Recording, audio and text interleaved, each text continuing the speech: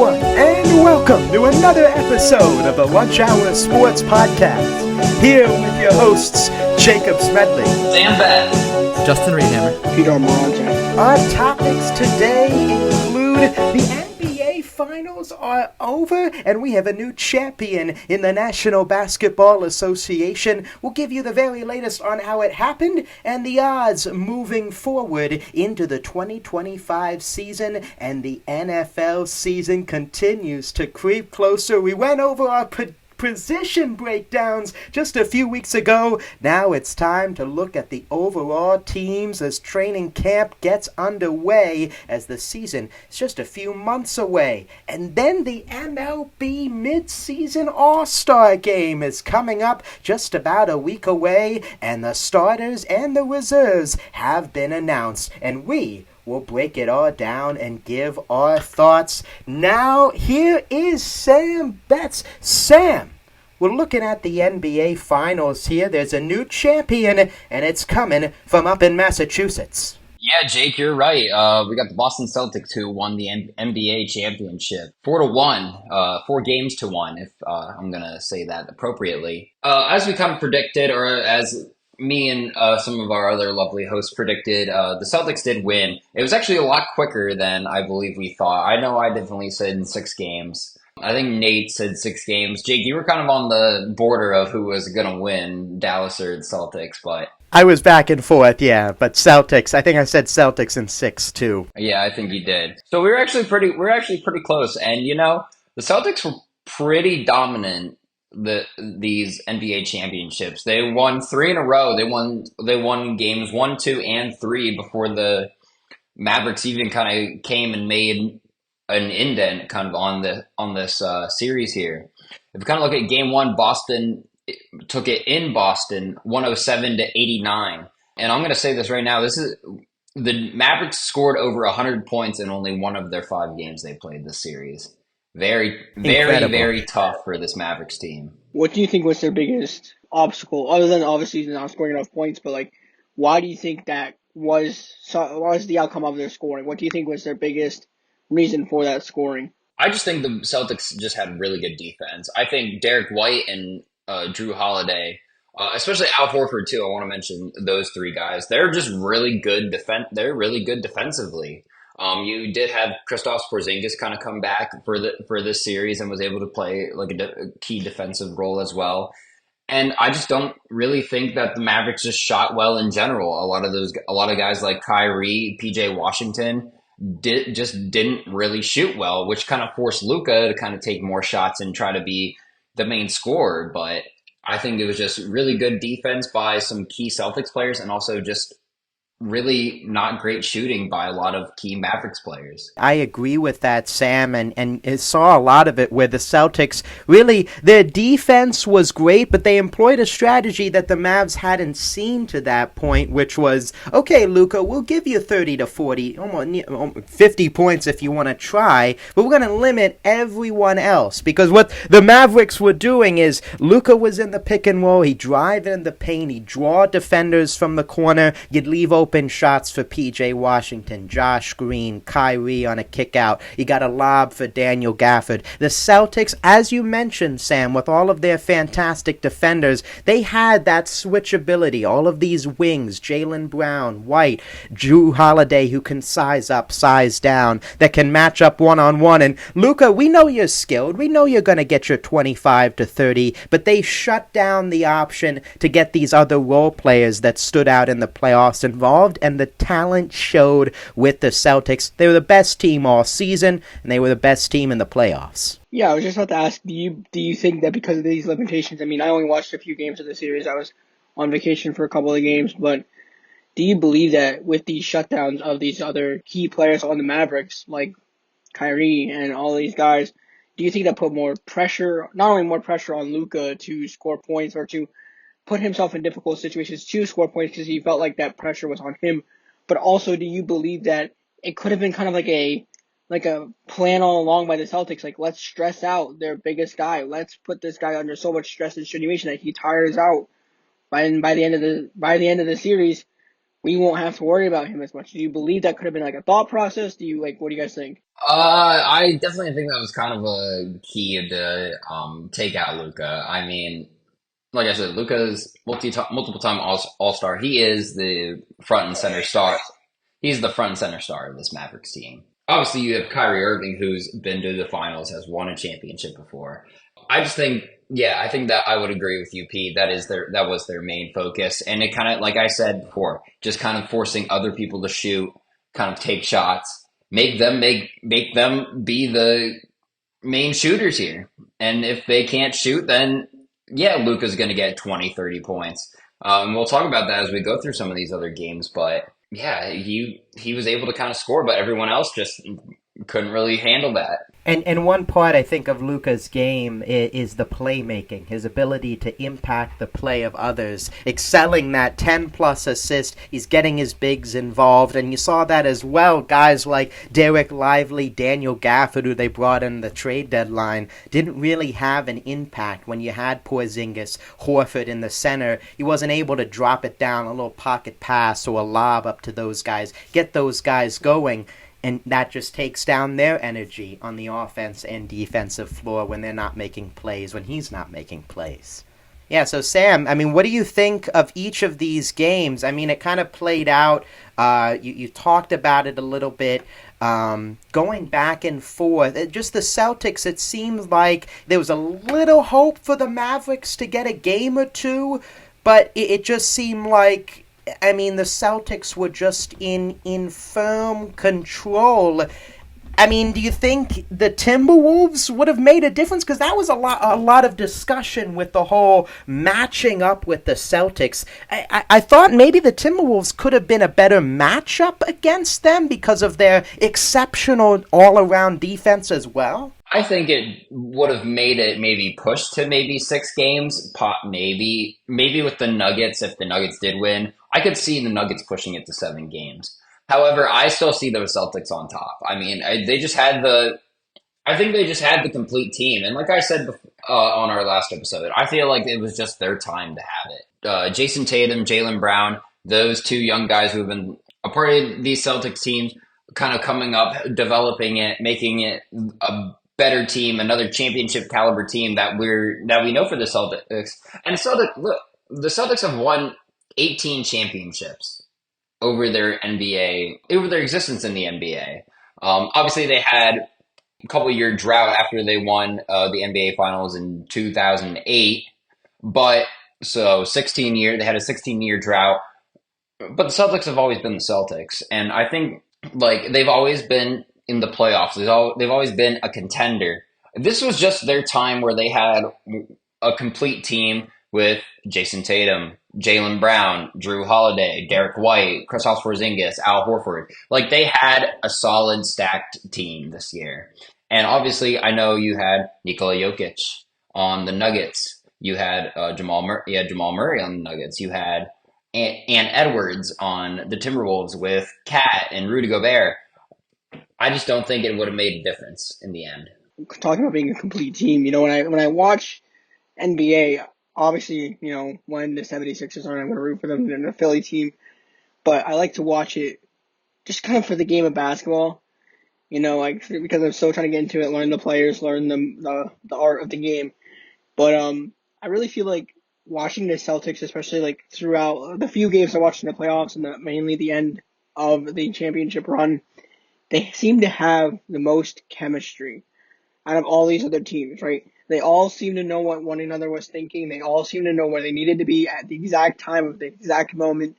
It just seemed like every single one of those players was on the floor going through almost like a movie script, It's like almost like it was scripted. Like, Jaylen Brown coming up big and then, Jason Tatum would be support or, like I just feel like watching the Celtics compared to other teams this season showed to be on this like chemistry train where they all knew what each other were thinking. And as we know, as all of us were athletes, when you're all on the same page, when you all have chemistry like that, you're an unstoppable train. I just think it's impressive, and I think that's what really impacted their run through this whole, not only this whole season, but this championship run. Yeah, I think you bring up a very important piece. Both of you, I really agree. The whole chemistry thing, we've seen it in the NBA most recently with the Phoenix Suns. Even if you want to dive into free agency so far, the Philadelphia 76ers getting Paul George to make a big three. The whole conversation is the chemistry, Peter. I think you brought it up perfectly because they tasted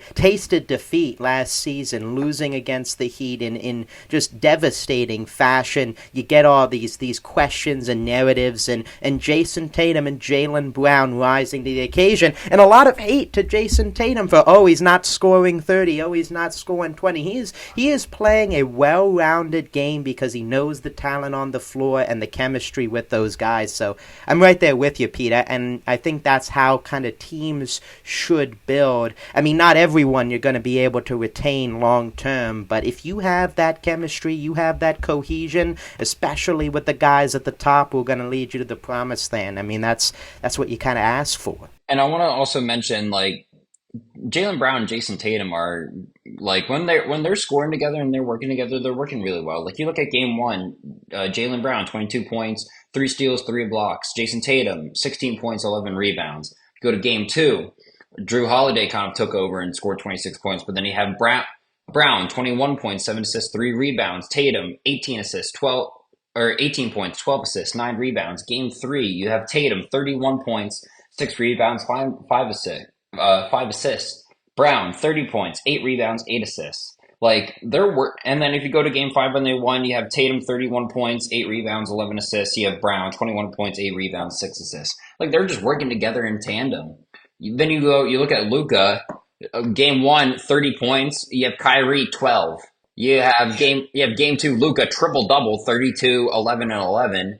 32 points, 11 rebounds, 11 assists. And then you have Kyrie Irving, 16 points, 6 assists. Now, actually, game three, Kyrie had 35 points, and then Luka had 27. That was actually the first time in the series. And then if you look at game four, Luka, 29 points, Irving, 21. Those are the only 2 times in the series where there were 2 people who scored over 20 points. You go to game five, Luka had 28 points, Irving had 15. Like, you just saw how well Jason Tatum and Jaylen Brown were able to kind of feed off of each other, feed off of their team that's playing really well, their teammates playing really good defense. Not that obviously you had Jaylen Brown who was playing some pretty good defense at some points, but just able to feed off their teammates and then just able to kind of work the scoring with one another. And no one needed the ball more than anyone else. Like Luka, like you don't need to pass the ball to Luka all the time to score for someone to score. You had 2 really dominant scorers who were able to score points, except for game 4 when they only scored 84 points. But they were able to score over 100 points in the 4 games that they won. So you just had those 2 working really well together. You had the whole team working together, and you just didn't need to rely on one person to score and for you to only score below 100 points in the 4 games that you lost to lose the series. I mean, the last thing I'll say before we either decide to move on or carry this conversation, I like what you mentioned about not relying on one person to score all the points, right? And I feel like Luka may have felt that pressure during these games where he's like, okay, I only see Kyrie scoring 12, 13, 14 points. I feel like I'm the guy who has to do it now. And then he puts himself into predicaments or like not so smart situations where he's forcing shots, he's rushing shots, and then it's going to end up biting them in the butt. And I feel like with the Celtics and with hopefully more teams as the NBA progresses and as teams get new players and, we talked about the free agency happening, especially with the Sixers signing Paul George and Andre Drummond, I feel like if more teams could look at the Celtics and be like, okay, Jason Tatum, one of the most hyped players in the NBA right now, is selfless enough to feed the ball to other players because he knows in the back of his head, I don't need to score all the points. I can rely on these other guys to score points, and then we're going to just flow. If we can get that on more NBA teams, I think we're going to have a really exciting NBA season next year. Yeah, I agree, Peter. I think that's a very important point. But I also think there's a balance. There's a balance between the stars, the role players. There's a brand new CBA that's really cutting into the costs. So these, role players and these glue guys like a Derek White, like a Drew Holiday and Kristaps Porzingis, these guys that really fed into that star power, played their role to a T, and guys knowing their roles. I think that's the biggest part when you have that trust out there on the court. I mean, sometimes the talent we saw with Caleb Martin with the Heat, you see some guys that rise to the occasion in their role and perform in the playoffs. Derek White, Drew Holiday, Derek Jones Jr., PJ Washington. I mean, these guys that were on teams that were, under 500, they get traded into this atmosphere. They get this rush connection with their teammates, and it carries to a deep playoff run. I just think kind of looking at Mavericks going into next year, I think the Celtics are still going to be a pretty powerful team. Whether they make it to the finals or not, I think they have a pretty good chance, especially after signing Jason Tatum to a pretty hefty 5-year extension. But just kind of looking at the Mavericks, I think it's just kind of going back to the drawing board. I think obviously you still have Luka, you still have Kyrie. I think you just kind of need to go back to the drawing board, see where you can improve on the role player guys. Obviously they played pretty well when you traded for them, kind of help you get to this part of the season to get to the finals, and you made it to the finals. That's awesome. But if the goal for this franchise is to win the finals, or if it was just to get to the finals this year, they made their goal. If next year is to get to the finals, they need to go back to the drawing board. Just kind of see where they can improve on positions. Maybe try to get a third star. You know how the Cavaliers, when they had LeBron and Kyrie, they had Kevin Love. They had a guy who had been in the league for a long time, someone who was willing to take a diminished role and just kind of be a quote unquote role player, even though he was still a pretty big star in the NBA at that point. They need to find a third piece. Maybe find someone who is able to be a step above a PJ Washington or a step above a Derek Jones Jr. And maybe that's even Derek Lively the second, who played pretty decent minutes, was able to score double-digit points, get a couple double-doubles here and there. Maybe that's him as he just kind of develops into that role. But if it's a win-now type deal, you kind of got to go back to the drawing board. Yeah, I agree, Sam. And recent signing of Klay Thompson from the Warriors, maybe he can help that. He is getting older, though. I forgot about that. That's actually a really good point. I guess they did. That answered my synopsis there. I completely forgot about that. I think better than PJ Washington. I think. Better. Oh man, I completely forgot about that, Jake. Thanks for reminding me about that. If I go kind of more further into synopsis now that I remember that, yes, they have their third guy now. I think that's someone, Klay Thompson is someone who's been dealing with a lot of injuries recently, but has a lot of motivation to come back into the basketball and kind of come back and be kind of like that Kevin Love type player. A decent scorer. I think now that I remember that he's actually going to be on this team, I think he's going to make a pretty big impact, and I think he's going to be acquitted with those role player type guys, but I think he's also going to come off and is going to be able to help you score 20 points a game. Yeah, so we'll have to see. We'll give some more predictions to the NBA season's over. We'll look more into the off-season in the coming weeks and the coming shows. Now moving over to the NFL, and Justin, before we get to you, some heartbreaking news that all of us at the Lunch Hour Sports Podcast are sending our deepest condolences and prayers up to Kyrie Jackson and his family, 4th-round draft pick to the Minnesota Vikings, a former Oregon Duck. Him and 2 high school teammates killed in a car crash just a few days ago. Heartbreaking news for this blossoming young kid who had an opportunity to break camp with the Vikings, had a bright future in their secondary, and just a wonderful young human being, just aside from football, hearing reports on social media just about the glowing praise for him as a person, not only just as a player. So our thoughts and prayers as a whole group are with him. Guys, any, quick comments before we dive into our segment for the show today? I just want to say the three words that kind of rang into my head as we were just now mentioning it, but also before. I saw the post initially the day that it happened, and I saw like 15, 20, 30,000 comments within the first like hour that it was posted. And I read like the top 10 comments, and the first three, and they were all very, very sympathetic comments, of course.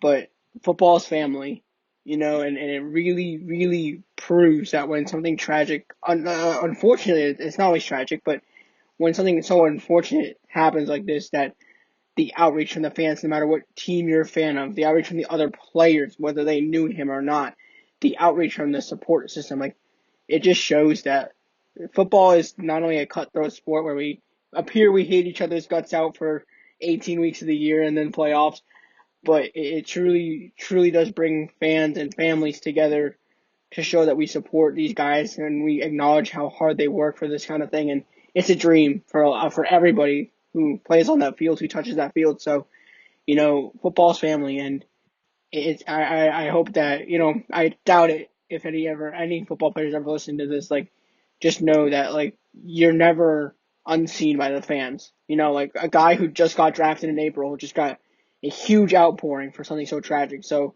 football's family, man, and I just want to, like, of course I am devastated by the loss, but I'm happily astounded to see the amount of support that I saw for a guy who didn't even get a chance to make his NFL debut. Yeah, it is a truly tragic loss that we have felt here in the NFL community. I mean, really, he was, 25, 24 years old? Just 24, yeah. I think 24. So, I mean, just a few years older than us. It is unfortunate that something like this would happen. And as Jacob mentioned, our thoughts and prayers go out to the family as well as any friends who would know him. Yeah, same thing from everyone else. Thoughts and prayers out to family, friends, teammates, coaches who have known him. And, Lunch Hour Sports Podcast expresses those condolences as well. Now, moving on from that, we move out to the teams. Guys, we looked at the position groups just a few weeks ago, going over the players that we would want to build around, QBs, running backs, wide receivers. Now, let's take a look at the teams. We're going to go through a full power ranking. The first Lunch Hour Sports Podcast Power Rankings, ladies and gentlemen. Adam Schefter, who? How about that? We're going to go through the teams. We're going to go through our thoughts on how they stack up ahead of training camp. Justin, take it away. Thank you, Jacob. As you mentioned, we are about to do the first ever Lunch Hour Sports Podcast edition of a NFL Power Ranking, something that is integral not just to the NFL, but to all sports. I can't believe that none of us even considered doing one of these before today, but here it is. So let's just break it down how it's going to be done. I'm going to go through from 32 probably down to around 21. We're going to discuss, then go from 20 down to 10, discuss, and then we'll break down the rest of them as we go. So without further ado, I'm going to start at number 32 these are of course my opinion. These are my power rankings, you guys. I have a list as well. I will compare, give thoughts.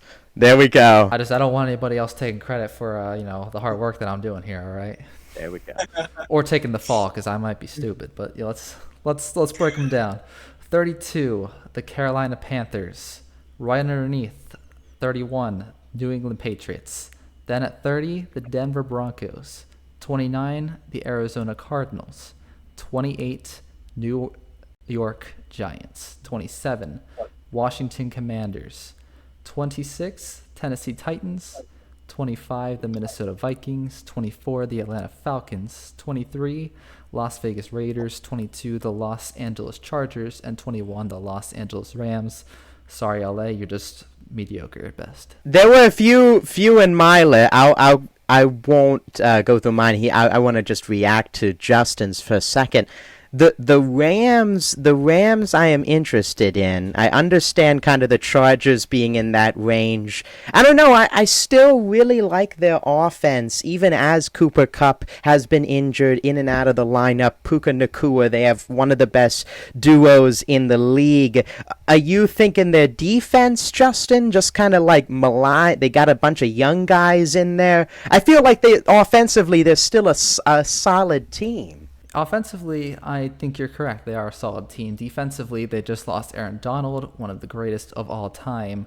And that's going to be a big blow, not just to the play on the field, but to what happens off field in the locker room as well and in the community. It's going to be a big loss for them. So I don't think they're going to be quite the same as they were. They're definitely not the team that won the Super Bowl a few years ago. And they're going to need to work on restructuring that defense if they hope to be competitive with some of these other teams in the NFC. So frankly, I think that putting them at 21 is a fair assessment here. I think that there's some other teams with some younger players that are going to start to emerge. And I think that while that offense is certainly good, it probably won't be enough to get them to the playoffs this year. I see that. And another team, Peter, I don't want to hog your time here, but another team, the Falcons. I don't know. I'm a believer of the Dirty Birds, Kirk Cousins, a little bit. I like what they're doing offensively. I like the hire of Raheem Morris on the defensive side. Maybe I'm buying high on the Falcons. I just want to hear your reasoning of putting them down there. Well, I think it's just the fact that they're a very, I guess, young team. I'll put it that way.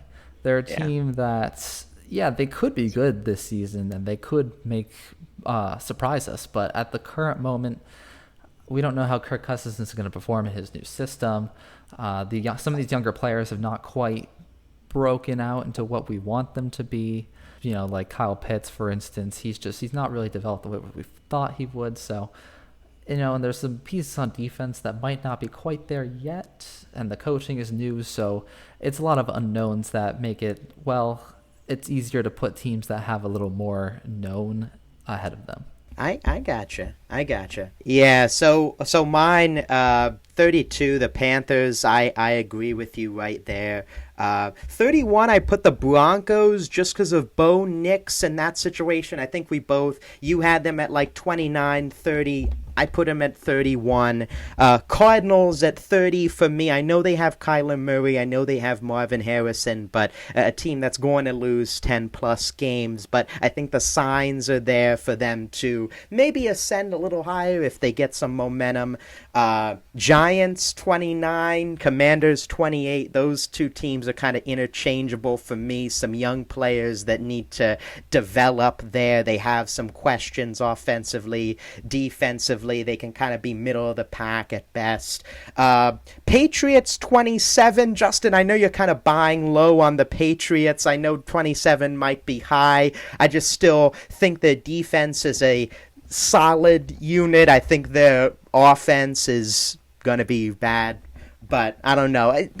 Those teams can kind of shuffle around above the Panthers, the 27 to 31 mark. Raiders 26 for me. Oakland or Las Vegas now. They got to get better there. 25 the Titans. 24 the Bucks.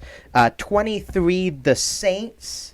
22, the Vikings, Justin Jefferson, got to see what J.J. McCarthy is there with a new head coach. And then 21, the Seahawks, starting to get into some playoff hopefuls there, right on the outside of my top 20. Yeah, I got to say, that's pretty interesting. I specifically have to head back to the Patriots, where I don't know. I really don't know if what you're seeing is going to come to pass there. I mean, like you said, they're in that back half. They could shift up and down. You know, it's just I'm considering it from the angle of they just got Drake May, rookie quarterback. They don't really have any receivers for to pass to. Their O-line is nothing special. Bottom 20 in the league unit, I would say. And defensively, there's a couple of decent pieces out there, but this is the first season they're going to be without head coach Bill Belichick, who was a defensive mastermind, as many people like to say.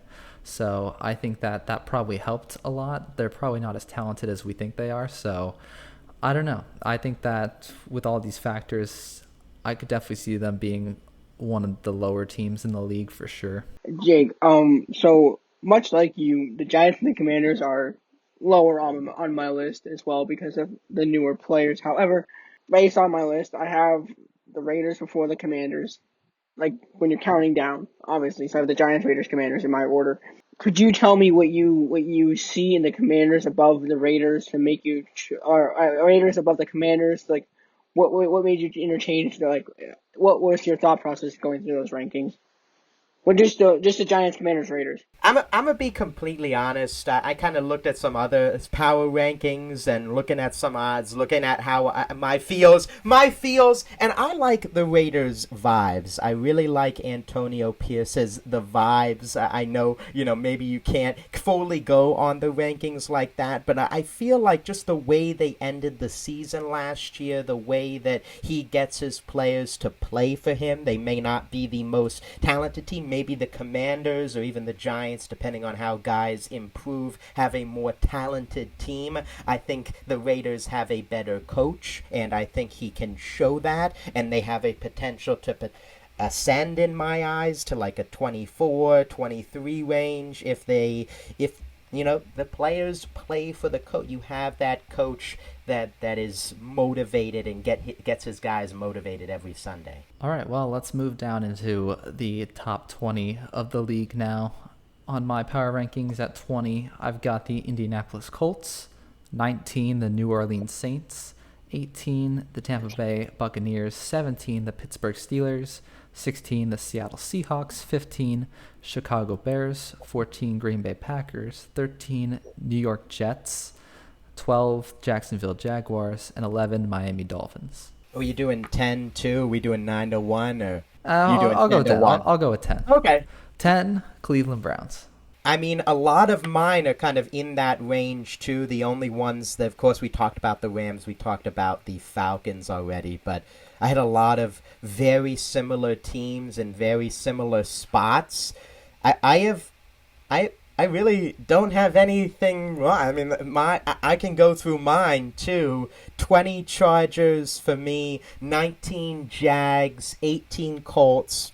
I'm an Anthony Richardson believer. I think that he can take, and of course he's young, of course he went through that injury, but the team they built around him is good. 17 Steelers, right where you have them. I had the Falcons at 16. Again, I'm a believer that Kirk Cousins gives them some juice as a team that was hovering around mediocrity. I think, of course, they drafted Penix Jr. There's a lot of these questions surrounding him, but, I mean, Kirk Cousins, he might take them to a winning record. He might not take them, of course, to the playoffs. That's a debate, but I think he can improve their chances having a real quarterback in the room. And then the Bears, 15 for me, a high on them. We'll see how Caleb Williams does, but they do have a light schedule. They added a bunch of talent. 14, the Rams. I'm still high on it. Last year, they sucked me back in. Might be too high. I see your look, Justin. I mean, that's one team that, I mean, they fall, and then, that's just kind of a one of those, like the Bears, like the Falcons, where, might be drinking the Kool-Aid. They might fall down to that 20-21 range, as you mentioned. But Browns at 13, love their defense, offense. The quarterback, I think, moves them higher for me. Jets at 12, another situation. What are you going to get with Aaron Rodgers? 11, Dolphins. And 10, the Dallas Cowboys. They didn't really make any moves, and other teams above them got better in my eyes. My 20 to 10, I got Vikings, Bears, Rams, Chargers, Jacksonville, Pittsburgh, Atlanta, Browns, Packers, Bengals, then Cowboys. Excuse me, you have the Vikings all the way up at 20? J.J. McCarthy? I do. I'm just trying to hear this correctly. Hear me out. They're at number 20 and they're at number 20 because when you have a team with T.J. Hawkinson, when you have a team with Justin Jefferson, when you have a team where Kirk Cousins was falling in and out of injury, you have a decent O-line. Look, I get he's a brand new quarterback, but there's got to be one or two quarterbacks each draft class that just pop off. It just happens, right? It happened last year with C.J. Stroud. Nobody, and I mean nobody, could have predicted how well C.J. Stroud did last year. Now, I'm not saying J.J. McCarthy is the next C.J. Stroud by any means necessary. What I am saying, J.J. McCarthy has the weapons around him and a very strong receiving tight end and a very strong wide receiver, Justin Jefferson, a very decent O-line, to make good enough plays to beat out some of these other teams with weaker offensive lines, with weaker receiving cores. But I'm also not a fan of their defense, I'll be honest. I had some value picks, Peter. I just don't see where the quarterback. I'm a quarterback guy. I know it's a full team game, but yeah, I mean, they're definitely interchangeable. Like, I mean, I could put them. I was also considering switching them with the Colts, like putting the Colts above them, and I had the Colts kind of falling like mid to low 20s. Like I could easily interchange that, but I got to see how Anthony Richardson does. I got to see how this whole new system works with the Colts receivers, because there's like drama within who's going to be the number one receiver for Indianapolis. Is it still Pittman? Is he still the number one target? Like, because I mean, if you think about it, Jonathan Taylor did not produce as we thought he would last year. He just didn't. That was the flat out simple of it. And their O-line wasn't the best in blocking percentage. They let the pass rush happen so many times in games that it rushed the quarterback 93% of the time. I mean, I think that I have reservations about both teams, and yes, they're interchangeable. Yes, these are way too early predictions. Let's move down to the top 10. At number 9, I have the Houston Texans. I'm just a believer in the Texans, I'll be honest. Number 8, I have the Dallas Cowboys. At 7, the Philadelphia Eagles. At 6, the Buffalo Bills. 5, then the Cincinnati Bengals. 4, the Detroit Lions. 3, the Baltimore Ravens.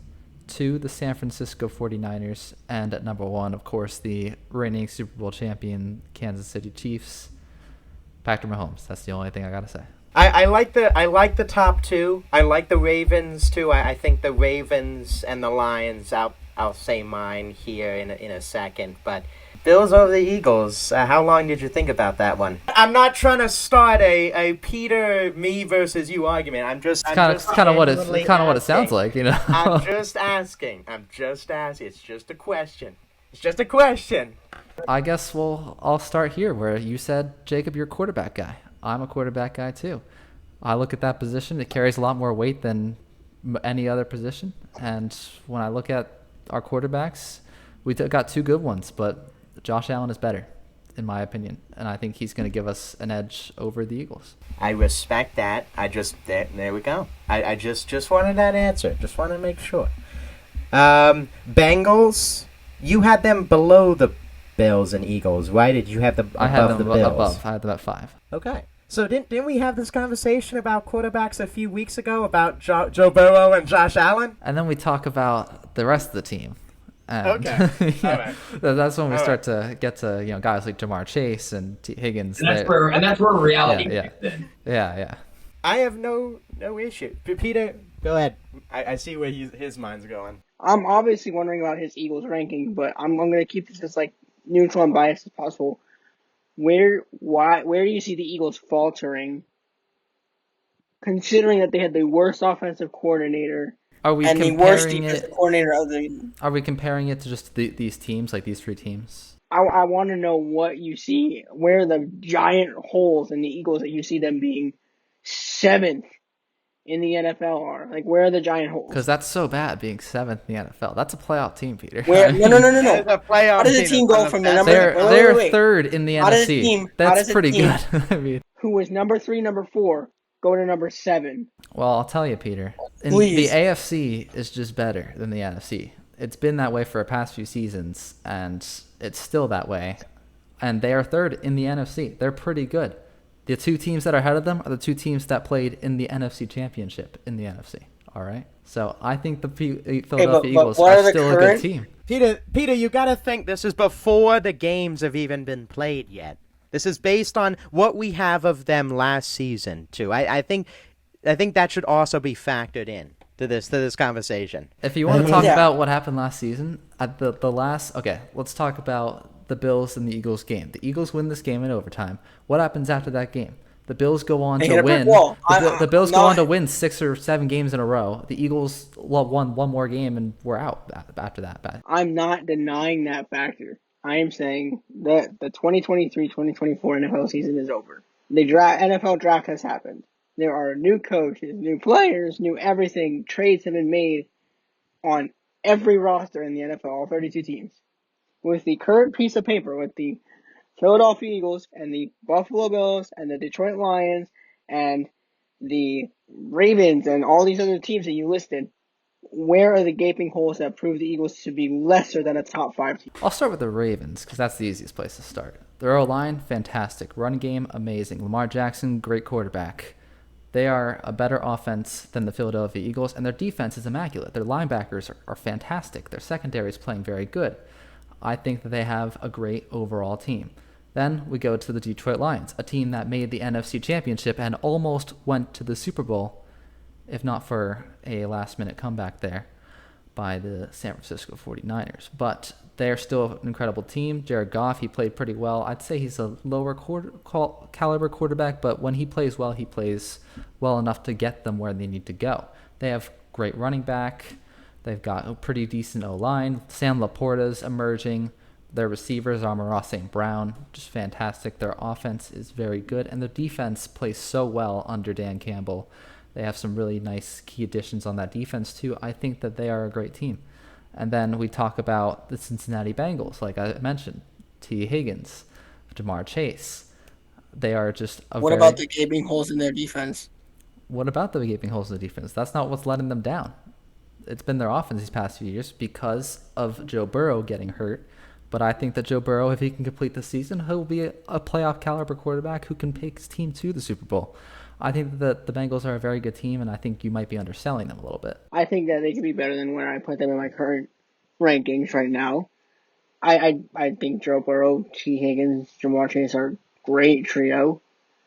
But I mean, from your point of view, I can see what you're seeing things. I don't. My list does not necessarily align with yours, and no, before anybody asks, the Eagles are not number one on my list. Oh, that's what I was going to say, yeah, Peter. I want to hear your list. Right now, My list does not have the Eagles at number one. as my number If three, it's, at if least. it's not Kansas City at number one, there's something wrong. I'm just gonna say that. Kansas City is number one. All right. Okay. All right. He's not completely crazy. All right, Pete, let's go through your list. Let's go through your list. Your list, Yeah. Not Peter. scrutinizing me here. I think I've made my point Yeah. clear. Let's run through this. So, number one is the Chiefs. Number two is the 49ers. Number three is the Ravens. Number four is the Eagles. Number five is the Detroit Lions. Number six is the Bills. Number seven is the Cincinnati Bengals. Number eight, I have being the Houston Texans. And number 9 for me is the Miami Dolphins. The Dolphins pick is interesting to me, Peter, because I like their weapons offensively.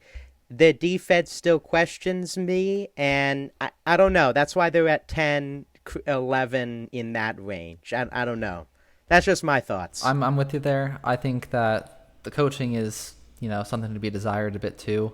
And Tua Tagovailoa just isn't the guy, in my opinion. I've watched him play several games. He's blown it more times than I can count, so I just don't believe in him. Maybe he's a guy to prove it, but yeah, right now that's where I sit. My top 9, I've got the Packers at number 9. I have got the Texans at number 8. 7 go with the Bills. 6 the Bengals. 5 the Eagles. 4 the Ravens. 3 the Lions, even though those two I feel like are right there. Switch, flip-flop if you want. Can make the argument for both. 2 49ers, 1 Chiefs. Feel like I made some middle ground between the Eagles on both of your lists, even though, Peter, I think you said 4 or 5. Yeah, 1. Yeah, I'm like... But I mean, it's more so... It's not like as much the placing, it's more so the teams that you're putting in front or behind, I would say. That's true. That's true. You see a problem with the 49ers, the Chiefs, and the Lions being ahead of the Eagles on my list? I mean, the Ravens being ahead on my list? No, I see a problem with the Detroit Lions not being ahead, personally. Like, that's the one that's like... I don't think the Detroit Lions have as strong of a receiving core, as strong an offensive line, and as strong as a defensive line as the Look what you did, Eagles, Justin. Period. Look what you did. I don't You didn't have to Yeah, you go just had there. to start. Well, I had to start. I kind of did. Please tell me, in comparison, is the defensive line on the Detroit Lions better than the Philadelphia Eagles? Yes or no? The top 2 receivers, you got Amon-Ra St. Brown on the Lions. Who's their second best receiver? Because both Devontae Smith and A.J. Brown had 1,000-yard seasons with a terrible OC, with Jalen Hurts playing on a bum knee for 3/4 of the season.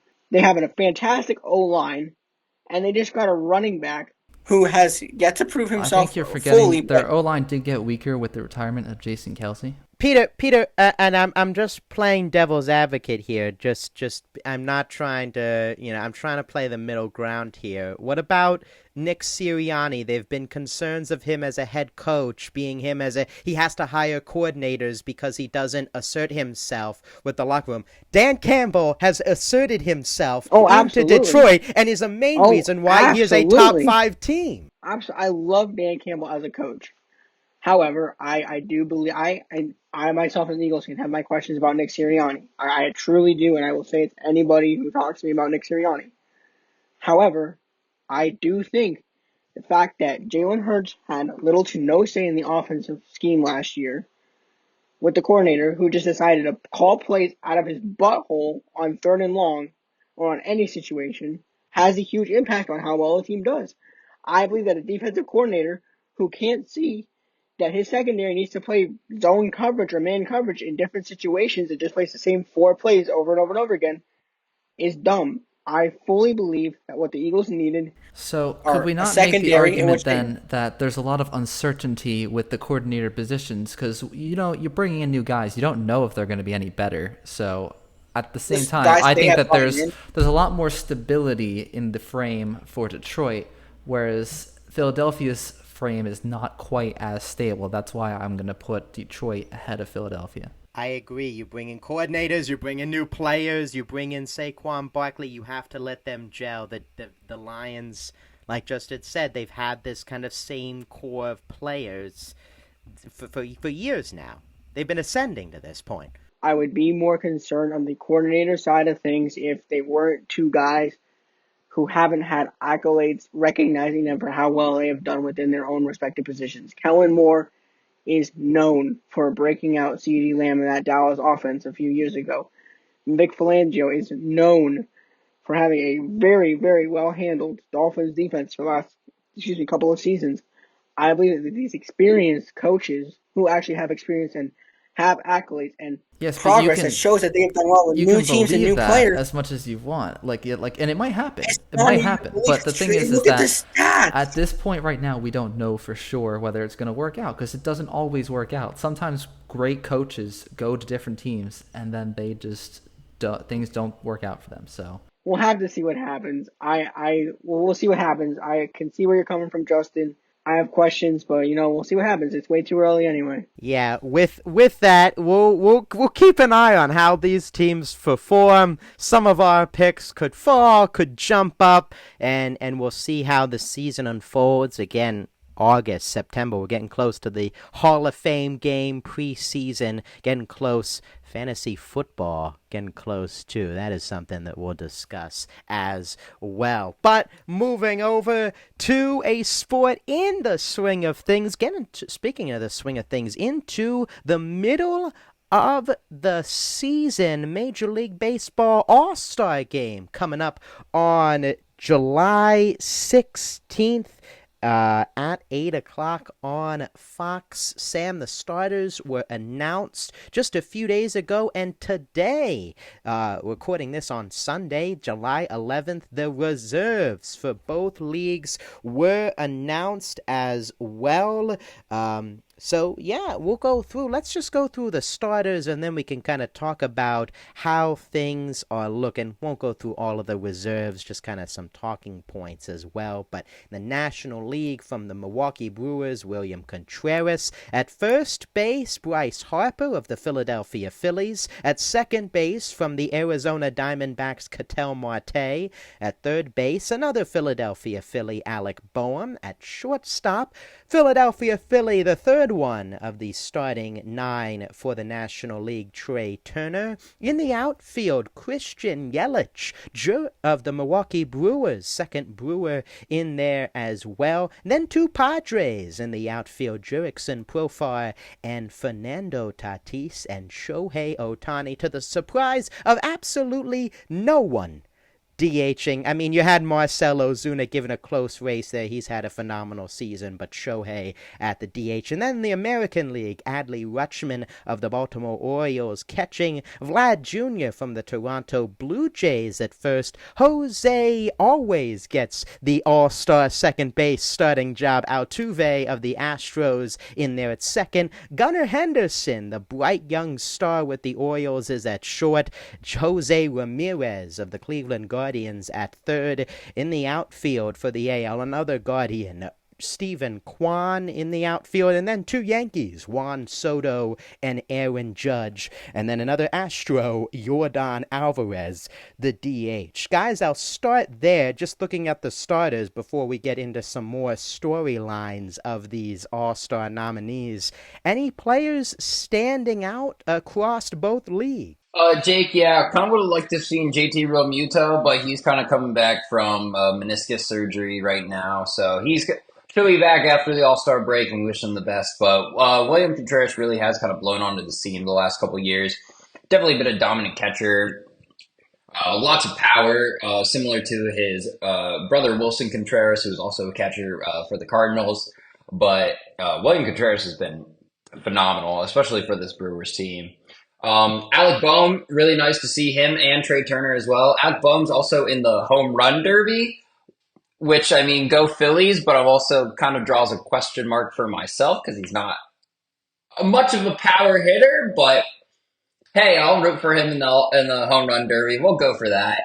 Really, Jerkson Profar has had a really great season. He's been in the league for coming up on probably about 10 years now, 11 years or so. Kind of him having a fantastic year, kind of really breaking out into the player that, as he was on the Rangers as a rookie, kind of the player they were hoping that he would be, but now kind of doing that for the San Diego Padres. Shohei Ohtani, like you said, I'm not surprised. The man is amazing. But yeah, really like the look of this NL All-Star team. On the AL side, Gunnar Henderson, really like to see him. He's been fantastic, 20-plus home runs this year. I believe he's in probably second or third place in home runs in the AL. Looking at Jose Ramirez, he's always been a great player. Like to see him in the All-Star game representing the Guardians. Stephen Kwan, his teammate on the Guardians, really nice young player, has really had a fantastic start to this season. Adley Rutschman, a couple of those young Orioles players I think this is the start of seeing a lot of them in All-Star games kind of coming up here as we see. So really kind of like both sides, honestly. Don't really have any qualms of either. Mookie Betts was in head in the first phase of voting for the NL side for shortstop, but just the way Trey Turner's played, and this isn't just me being a Phillies fan, this is me saying that he's just been playing really well. Even though he's been hurt for over a month, almost getting close to 2 months with a hamstring injury, kind of coming back and playing really well. Just kind of shows how your play really kind of sways people's votes. So Trey was able to kind of take that starting spot over Mookie Betts for shortstop. But yeah, really like both starting lineups. Yeah, and you see the starting lineup, the Philly, the well represented, the fans showing up for both sides, especially for the Phillies there. But yeah, I think for me, yeah, that you mentioned it, Sam, Jerkson Profar. I mean, a first-time All-Star, just the revelation he has had. The Padres, such a slow start to the season. They still have all this talent. And then Profar, he's been that rock in the middle of the order with Machado, who's gone down for some time. Xander Bogaerts, who's still on the shelf. They made the trade for O'Reilly, but really, Tatis has gone through peaks and valleys. He's another all-star as well, but I mean, Profar has been the rock in that Padres lineup, and one of the reasons that they're in the second wild card spot, fighting for the first right now. So I mean, he's one for me. And then on the American League side, you mentioned Gunnar Henderson. I'm going to go with Stephen Kwan again. You brought him up, Sam. He's kind of like maybe it's someone that not too many MLB fans are familiar with, being from the Guardians, but nearly batting 400 I mean, phenomenal. And at the top of that lineup, one of the reasons the Guardians are one of the best teams in baseball. So those are the standouts for me. And really, we've mentioned it already, but the emergence of the youngsters. You mentioned Adley Rutschman. You mentioned Gunnar Henderson, Sam, as we go through the starters. You go through Alec Boehm, who was ascended for the Phillies. But, I mean, you got Jackson Merrill, who's the third Padres outfielder. He's an all-star reserve. Paul Skeens, remarkable in his first major league season, a year after being drafted, is on the all-star team for the National League. The young guys, Sam, are taken over the ballot. Move aside, old men. This is a young kid's game now. Jake, I'd also like to mention there are 32 first-time All-Stars in this All-Star game. So, I mean, that's a lot of guys who they're just making their first appearances here, and a lot of them are young. It's really good for baseball. I do want to mention there are a couple older guys who are making their first All-Star appearance. Matt Strom and Jeff Hoffman, two guys who are on the Phillies but have been in the MLB for a long time. Jeff Hoffman been in since he's coming up on his around ninth season. Those were two guys. Ranger Suarez, another Phillies guy. I'm just going to keep mentioning all the Phillies, but I mean, he's making his first All-Star appearance too. Robert Suarez, he's another guy for the Padres. He's around like that 31, 32 age range. He's making his first All-Star appearance. So a lot of Shoto Imanaga making his first appearance. Tyler Glasnow, who it's kind of hard to think this is his first All-Star game appearance. And that's kind of hard for me to believe because he's been such a great pitcher. He's been hurt a lot, but he's just been such a dominant pitcher when he's been on the field. To think that this is his first All-Star game is kind of crazy, but a lot of young and old guys kind of making their first All-Star appearances. I think this is really going to be a fantastic All-Star game here at Globe Life Field in Texas. Yeah, I agree, Sam. And of course, you got some great players of pitchers and reserves announced today. Again, we won't go through the whole list. But yeah, 7 total Phillies, 4 pitchers. The Padres was a with a bunch of representatives. The Dodgers, Glasnow, Ohtani coming in the fold. The Orioles. But the last question I'll ask you, Sam, before we wrap up today's episode is the snubs. Of course, for all All-Star games, Pro Bowls, Major League Baseball All-Star games, you gotta go over the snubs. Who didn't make the cut? Who didn't get picked? Both leagues. Sam, I'll give you one on each league. Is there one player in each league that you think could have made it? To be honest, I don't really have one off the top of my head. I guess for the Phillies, I'm just going to go to the Phillies because, Phillies fan, woo. Oh, come on, Sam. Come on. Kyle Schwarber is actually batting over 200 this year, which is actually kind of insane for those of you who don't know.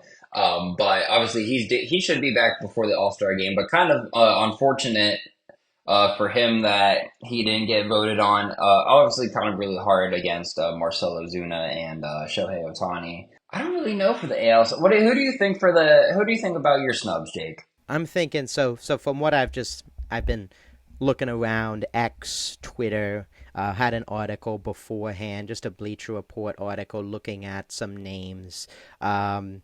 An old friend sticking with the Phillies, Craig Kimbrell for the Orioles. Having his usual good regular season, the first half. He peters out in the postseason, peters out in the back half of the season. But, there's some names in there, like a Clay Holmes, like some of these other names. Throw Craig Kimbrell in there so Bryce Harper can take him deep or something later in the game. That's just a name on the American League side. Brett Rooker for the Oakland A's is having a great season. He's a guy that I'm sure they could have probably slotted in that spot. And go to the National League, a lot of tough ones. One that I'm seeing here on Bleacher Report that, kind of helped me look at some of these snubs, I guess, and snub names to be mentioned. Bryce Terang of the Milwaukee Brewers, with you have a Luis Ariz of the Padres who made it instead. They already have like 4 or 5 guys that made it. Give it to Bryce Terang, who has very comparable numbers and playing well on a Brewers team. We'll wrap it up there. Thank you so much for the All-Star conversation. We'll keep an eye on the game, and hopefully before the 16th, Sam gets his Wi-Fi figured out. But that'll do it for this edition of the Lunch Hour Sports Podcast. Once again, thank you all for listening and watching along, listening both on Spotify and watching along on YouTube. Keep an eye out for more episodes. Football coming up. Baseball will get into a playoff chase coming soon. Again, thank you very much for listening to another episode of the Lunch Hour Sports Podcast.